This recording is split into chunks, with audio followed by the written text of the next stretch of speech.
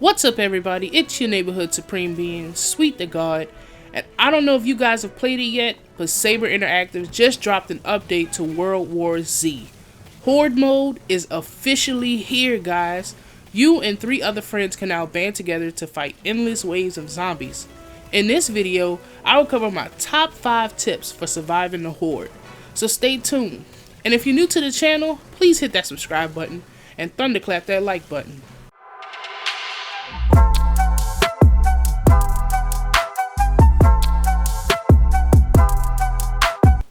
Tip number 1, be the medic, or at least have a medic on your team.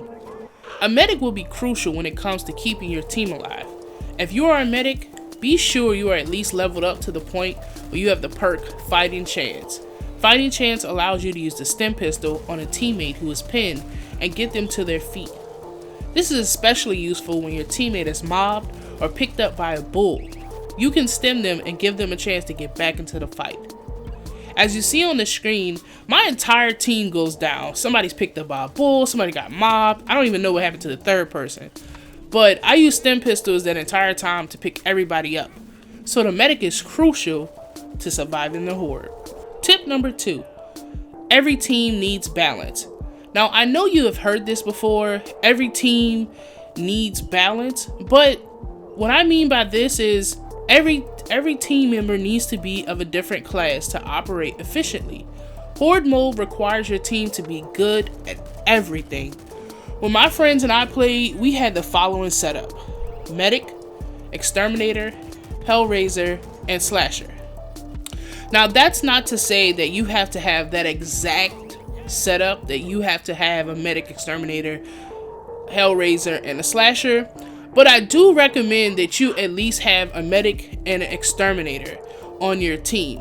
The Medic allows you to boost health and doubles the use of your med packs. The Exterminator class has the perk Combat Engineer, which gives a 20% chance to use a defense kit without expending it from your current inventory. This means that you can possibly put down an auto turret and it doubles and you still have one left in your inventory. This was especially useful in the later rounds when money was short and defense kits were hard to come by, and our Exterminator was able to dupe a lot of the things that we were getting.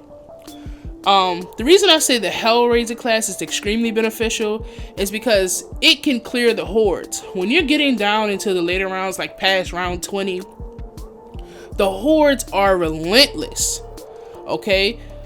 The Hellraiser class is extremely beneficial when it comes to clearing hordes. The entire team benefits from the perk Demolition Squad. It allows explosive equipment to kill 25% more of its targets for the entire team. Now, what I will say, we had a Slasher on our team, and if you want your 4th member to be a Slasher, that's fine, because it didn't help or hurt us, but I don't recommend it myself. I don't recommend Slashers, and I don't recommend Gunslingers. Why? Because Slashers and Gunslingers are probably one of the most powerful people you can run if you're by yourself, but they aren't beneficial to the entire team. Take the Fixer along instead. Side note, every person should be at least level 30 in their respective class if you expect to survive the Horde for as long as possible. Tip number 3, breaching charges. Around the map there are breaching charges. Usually, breaching charges open gates that give you additional weapons or defense kits. But in Horde Mode, breaching charges open trucks that contain an additional 150 credits that you can use to buy things to assist your team. Now these last 2 tips are specifically gameplay related. Tip number 4, setting up your defenses. The wave seems to get harder around round 15. It is very important that you have your ammo crates set up in various places around the map. You'll be switching between the terminal side and the hangar side. I recommend putting a weapon crate on the terminal side, the hangar side, and one by the Runway Gate. Additionally, at Route 15 is when the zombies really start to go after that Runway Gate in the back.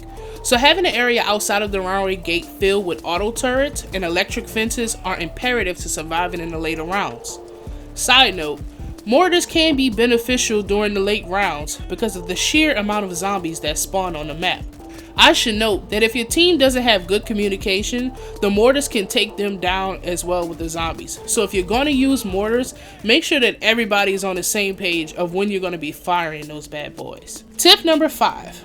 Now this next tip may seem like the silliest tip, but believe me, my entire team couldn't locate the door until it was damn near too late. The objective in Horde Mode is to defend the Runway Gate. If you do not defend this gate, the horde of zombies will overtake it and it will end your game. World War Z does not make this gate obvious when you first spawn in. But if you look at the back of the map where the soldiers are standing, there is the gate you must defend. You can access it from both sides of the map. If you're on the terminal side, the easiest way to the gate is the back steps. If you're on the hangar side, the best way to get there is by jumping down and running out the back door.